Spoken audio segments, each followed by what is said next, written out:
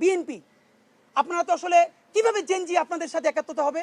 দেখলাম দুদু দুদু উনি তো ফ্যাসিবাদ বিরোধী আন্দোলনের নেতা, তিনি বললেন বিএনপির যত কর্মী আছে প্রস্রাব কইরা দিলে নাকি সব ভাইসে যাবে এই অন্য অন্য।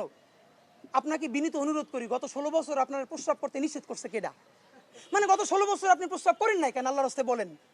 মানে আবারও বিএনপিকে বলে, জামাত ইসলামী বলে মুরব্বীদের মুখে টেপ মারেন, পিছনে বসাই রাখেন। এই আন্দোলনে যত শহীদ হয়েছে, যত যোদ্ধা, তাদের গ্রুপ, এইজ গ্রুপ 21 থেকে 35, বিএনপি জামাত ইসলামী সকলে আপনারা তরুণদেরকে সামনে আনেন।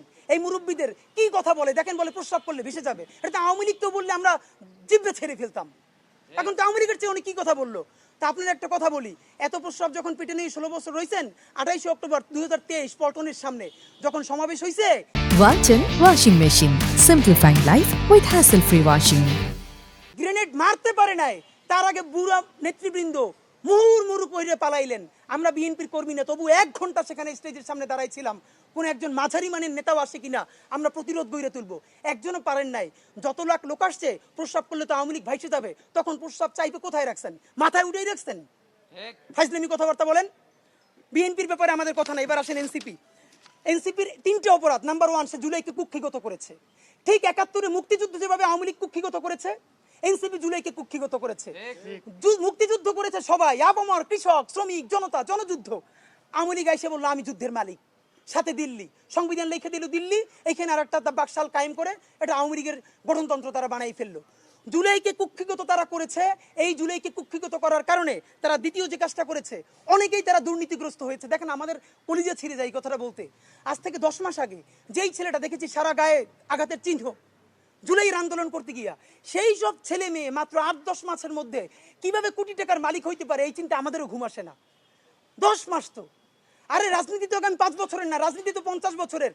কষ্ট করে বসে থাকলে আগামী বাংলাদেশ হয়তো আমাদের, জুলাই যোদ্ধাদের। এখন তারা যে দুর্নীতি করলো, তারা তো এই সরকার পড়ে যাওয়ার সাথে সাথে কেউ যাবে দুবাই, যারা ফ্ল্যাট কিনছে, হাউজিং এ প্রজেক্ট করছে, ওইখানে ব্যবসা কিনছে, কেউ যাবে বিদেশ, যারা মাস্টারমাইন্ড হয়েছে। এই লক্ষ লক্ষ জুলাই জনতা কোথায় যাবে? আমাদেরকে যে তোমরা এই জাহান্নামের মধ্যে ফেলাই দেবা, এর দায় কিন্তু ইতিহাসের কাছে দিতে হবে, আল্লাহর কাছে দিতে হবে। নাম্বার 2, আপনাদেরকে বলতে চাই, এই ঐক্য প্রথমত বিনষ্ট করেছে এনসিপি। এই যে জুলাইয়ের বৃহত্তর ঐক্য, কত মানে মনে করে ফেসবুক একটা আছে, আগেও বলছিলাম যে ফেসবুক অ্যাকাউন্ট সব ডক্টর ইউনূসের কাছে জমা থাকবে। মন চাইলে এই পোস্ট দেয়, আধা ঘন্টা পর ডিলিট দেয়, এরপর 3 ঘন্টা পর হিসাবে দুঃখ প্রকাশ করে। ভাই, এটা কি বাচ্চা কাচ্চাদের ওই হান্ডি পাতিল খেলা যে ঠিক আছে খেলবো না, হারেই ফেরত দাও, একটু পরে এসে আবার ঠিক আছে খেলা শুরু করি? বাবা, তুমি যদি ইমোশনাল হও, তোমার যদি কবি সাহিত্যিক আর্টিস্টিক সেন্সটা বেশি থাকে, তুমি যদি অভিমানী বালক হও, তাহলে তুমি নাটক করবা, সিনেমা করবা, থিয়েটার করবা, আর্ট কালচার করবা। তোমার উপদেষ্টা হওয়ার মতো সিরিয়াস দায়িত্ব কে নিতে বলছে? আমরা যখন এটা সমালোচনা করলাম, তাদের ভাই বন্ধুরা আমাদেরকে কিয়ামত কইরে সমালোচনা করলো। তখন বললাম, ভাই, তিনি বিদেশ চলে যাবেন, যেই সব ছেলে মেয়েরা তোমরা দেশে আসো, তোমরা দেশে থাকবা, তোমাদেরকে মানুষ ভালোবাসে। ভাইয়ের রাজনীতি কইরা জনগণের বিরুদ্ধে যাইও না। জনগণের বিপক্ষে গিয়ে ভাইয়ের রাজনীতি করলা, এখন তোমার ভাই তো তবা করছে, তোমরা তবা করবা কার কাছে?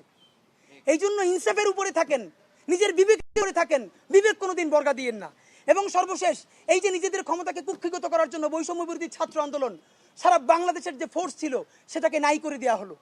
এই যে আপনার আজকে এনসিপি, তারা যদি বৈষম্য বিরোধী ছাত্র আন্দোলনটাকে আরো 6 মাসও টিকেই রাখতো, এই বৈশার পক্ষে দাঁড়াই আমরা আওয়ামী লীগ নিষিদ্ধ করতে পারতাম, জুলাইয়ের ঘোষণাপত্র দিতে পারতাম। কারণ এখানে ছাত্র দল ছিল, শিবির ছিল, সবাই মিলে ছিল। তো নিজের ক্ষমতাকে কুক্ষিগত করার জন্য কি করলা?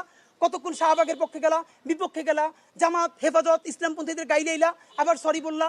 দেখেন কি আফসোস, আজ থেকে 4 মাস আগে তাদের কি ক্রেজ ছিল, এখন তারা পোস্ত দূরের কথা, রাস্তায় এসে দাঁড়াইলে অর্গানিক 100 লোক পায় না। এই যে তোমাদের সাথে 100 লোক না, এটা তো আমাদের জন্য আনন্দদায়ক না, এটা দুঃখ। জুলাই হেরে যাচ্ছে, সুতরাং এনসিপিকে এই দায় নিতে হবে।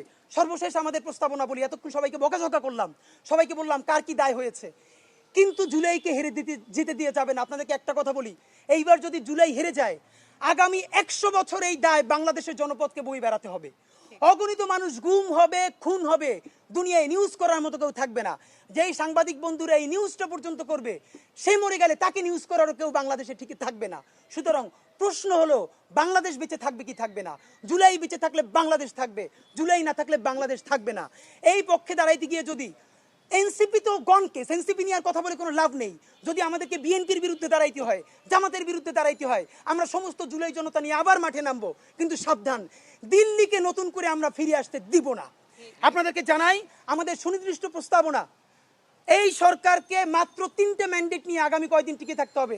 ডক্টর ইউনূস, আপনি মনে চাইলেই পদত্যাগ করতে পারবেন না, কারণ আপনাকে ম্যান্ডেট দিয়েছে যে শহীদের পরিবার, আপনি শহীদ পরিবারের সাথে বসেছেন। বিএনপি বলুক, সেনাবাহিনী বলুক, সেনাবাহিনী আপনাকে সহযোগিতা যদি না করে সেই দেশ সেনাবাহিনীর থাকবে। সেনাবাহিনী, আপনাদের প্রতি বিনীত অনুরোধ, আপনারা পাকিস্তানপন্থী সেনাবাহিনী হওয়ার চেষ্টা করেন। দেখেন, পাকিস্তান সেনাবাহিনী বেশি বেশি ইন্টারফেয়ার করার কারণে পাকিস্তান রাষ্ট্রটা দাঁড়ায় নেয়, রাষ্ট্র হিসেবে ফাংশন করতে পারে না। আপনারা আল্লাহরও আস্তে আপনারা ইনস্টিটিউশন ডেভেলপ করেন, আপনার পৃথিবীর প্রফেশনাল শ্রেষ্ঠ আর্মি হন, কিন্তু আপনারা রাজনৈতিক স্টেক নেওয়ার চেষ্টা করেন না। ডক্টর ইউনূস সাহেব, আপনার কোনো এখতিয়ারই নাই পদত্যাগ করার, কারণ আপনাকে বসিয়েছে 1500-র অধিক শহীদ পরিবার, আপনাকে বসিয়েছে অগণিত অন্ধ পঙ্গু জুলাই যোদ্ধারা। সুতরাং আপনাকে বসিয়েছে যারা, আপনাকে ছাড়তেও বলবে তারা, আর কেউ আপনাকে ছাড়ার এখতিয়ার নাই। বাংলাদেশে শুধু আপনাকে গার্ডিয়ান মেনে আমরা এই পর্যন্ত রাজপথে পড়ে আছি। আপনি বিদেশ চলে যাবেন, আমরা যাব কোথায়?